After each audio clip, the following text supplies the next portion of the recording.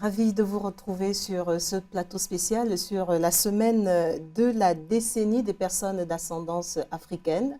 Et pour en parler, je suis aujourd'hui avec un artiste qu'on ne présente plus, que vous avez vu durant cette semaine, qui a joué lors de la cérémonie d'ouverture et j'en passe, mais il est coutumier du continent et il côtoie pas mal d'artistes. Je vous parle de Roger Raspail. Bienvenue sur ce plateau. Bonjour. Mais bien sûr, je suis en Afrique et j'ai tellement du mal à croire que j'en rêve encore, mais je suis vraiment en Afrique, sur cette terre que j'adore, notre terre, la terre de mes aïeux, mes arrière-grands-parents. Et je suis vraiment ravi d'y être et je ne remercierai jamais assez pour cette semaine euh, sur l'histoire de mon pays. On vous a entendu, il y a eu beaucoup d'émotions, il y a eu des pleurs, j'imagine de joie. Vous le dites aussi, on sent une certaine lourdeur, c'est-à-dire les mots, c'est peu le dire. Qu'est-ce que ça représente pour vous? Qu'est-ce que vous ressentiez? Une trahison ou bien un retour aux sources? Alors, déjà, vous parlez de lourdeur. Non, au contraire, cette légèreté de pouvoir pleurer, de pouvoir se dire qu'enfin, bon, on a pleuré, on pleurera encore, on arrêtera de pleurer. Enfin, il n'y a pas de trahison. Il y a l'histoire. L'histoire est faite avec des moments comme celle-là. Tout simplement, je crois que maintenant, les choses ont été faites, il faut les dire. Il faut savoir ce qui s'est passé un peu, dire la vérité, que nos enfants, demain, vos enfants, puissent parler très clairement et continuer à s'aimer et recommencer à s'aimer. Parce qu'il est vrai, il y a malentendu avec l'Afrique. Il y a malentendu parce que les gens au pays ne savent pas ce dont vous pensez de nous. Et souvent, avant de venir en Et c'est Europe, important de savoir ce que l'Afrique pense de vous. bien sûr, parce qu'on a besoin que vous nous réclamiez. Et en ne réclamant pas vos enfants, on se dit que vous ne nous aimez pas. Et en fait, c'est très compliqué, en même temps très subtil, parce que ce n'est pas vous qui ne nous aimez pas. Ce n'est pas nous qui ne vous aimez pas. On nous a, euh, on nous a mis dans la tête qu'il ne faut pas qu'on s'aime. Donc les gens ont tout fait. Les gens, vous le savez, ceux qui nous ont vendus, ceux qui nous ont ramenés, ils ont tout fait pour pouvoir que les choses ne se passent plus comme ça se passait avant au village. Mais malheureusement, nous sommes des humains, nous sommes des êtres sensibles, et la musique fait son travail. Et je pense que l'arme la plus redoutable qu'il y a pour cela, pour cette paix-là, c'est la musique, le cas, les groupes, les rencontres avec des artistes africains. Et ça fonctionne. Et vous avez choisi l'un des modes de communication, la percussion. Le cas. Est-ce par cet instrument que vous vous évadez et ça vous permet de vous rapprocher de votre continent natal? Déjà, mes arrière-grands-parents se sont servis de cet instrument qui est le ka pour pouvoir se libérer parce que c'était le seul langage que ne comprenait pas le maître blanc. C'est-à-dire que quand on jouait un mandé ou un grage ou un tumblak, c'était la maison du maître qui brûlait ou le champ de canne qui brûlait, un esclave qui marronnait. Et nous avons hérité de cette musique, de cet instrument et de ces traditions africaines parce que le ka, c'est un tonneau mais rempli de symboles, tonné de vin, de rhum, de salaison, et tout simplement parce qu'ils n'avaient pas le temps d'aller creuser des troncs comme vous faisiez, comme ils faisaient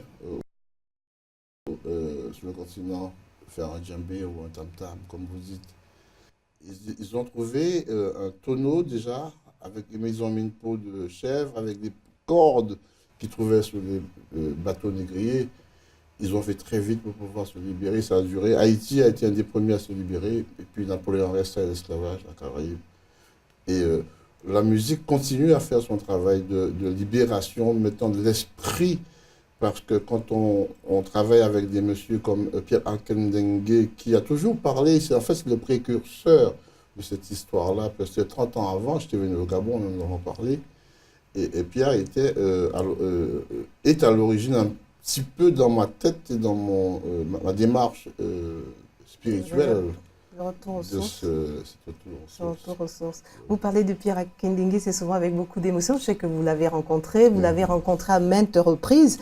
Et on a des mélodies que nous adorons, ne sachant pas que Roger Raspail est passé par là. Je pense par exemple à One Hour Africa, Oui. je pense au Piroguier, mais 10 albums. Oui, je n'ai fait pas moins de 10, hein, effectivement, pas mal d'albums avec Pierre.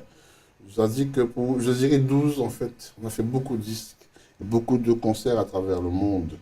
Et notamment en Guadeloupe, nous sommes allés au Japon, nous sommes allés en Angola, en Namibie. Nous avons voyagé beaucoup. Et Pierre a été cet homme qui portait... Il y a des hommes comme ça en Guadeloupe, il y a des mecs comme Guy Conquête, comme Michel Rovellas, Sonny Rupert, des grands hommes guadeloupéens qui sont peut-être pas connus en Afrique, mais maintenant j'en parle et c'est important qu'on les cite.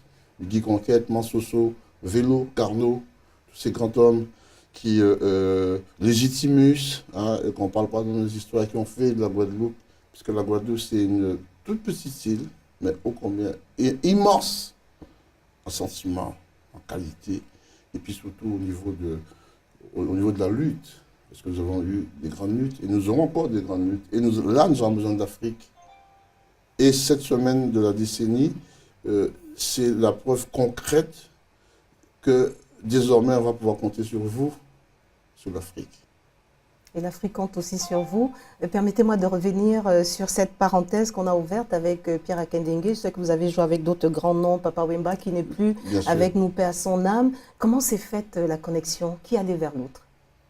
Akindingi et vous? Alors, donc voilà, vous savez, on est en Europe, on est des performeurs, parlons en termes techniques, on est musicien, donc on vous demande.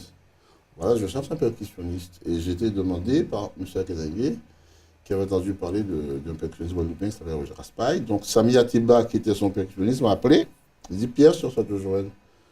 Donc je suis allé à l'audition. Et ça s'est passé très très bien parce qu'il avait besoin de ce feeling antillaise, là, ce phrasé. Il est très regardant, oui. Très. Oui.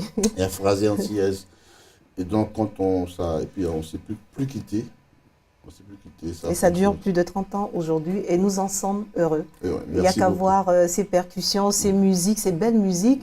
Et vous avez été très généreux à l'ouverture de cette semaine de la décennie où vous avez joué, on se croyait, il n'y avait même plus de différence. On se sentait en Guadeloupe et le Gabon, et les Guadeloupéens se sentaient chez eux au Gabon.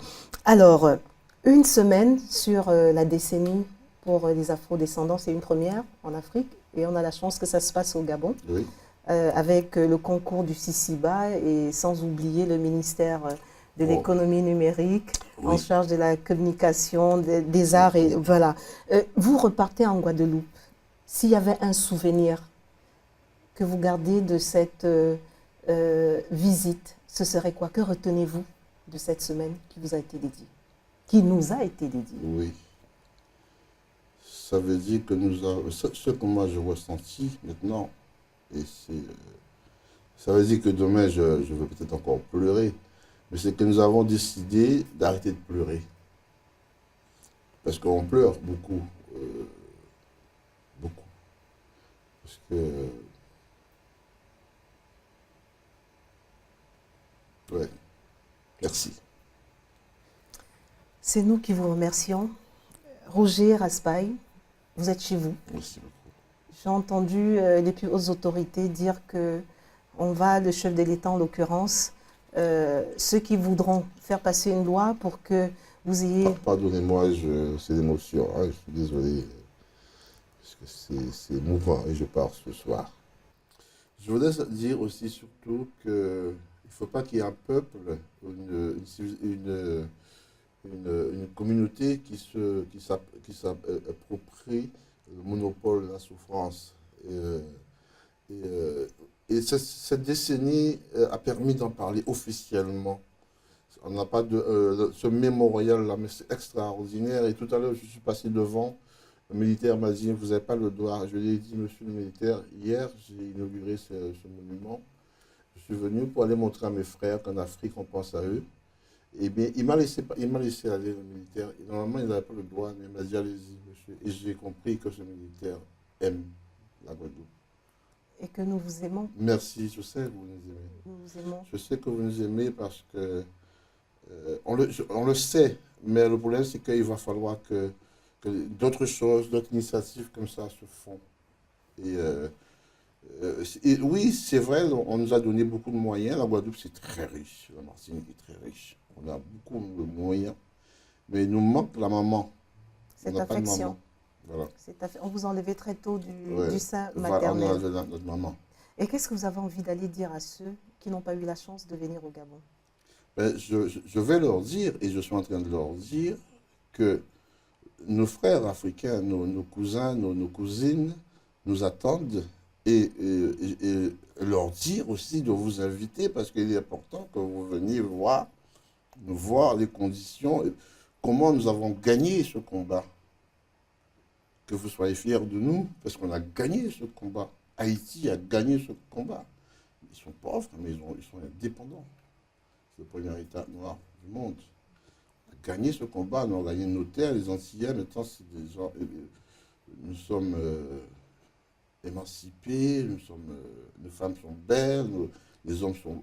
C'est un paradis. Et parlant de ça, vous avez, j'ai entendu certaines de nos sœurs, Oui. de nos grandes sœurs, retrouver, il y a des noms qui est retrouvé ici, des noms miennais. Oui. Vous me parliez du cap, on a le cap Esteriassi. Oui, Cap Esther, Vous oui. voyez qu'il y a toujours... Il y a un lien. Ouais, il y a un lien. Et chez moi, à Cap Esther, en Guadeloupe, il y a une communauté Congo qui font tous les ans une cérémonie qui s'appelle Grappa Congo. C'est la famille Massambo qui organise cela. Ce sont des captifs qui sont arrivés sur le tard et qui ont tout gardé de leur village natal.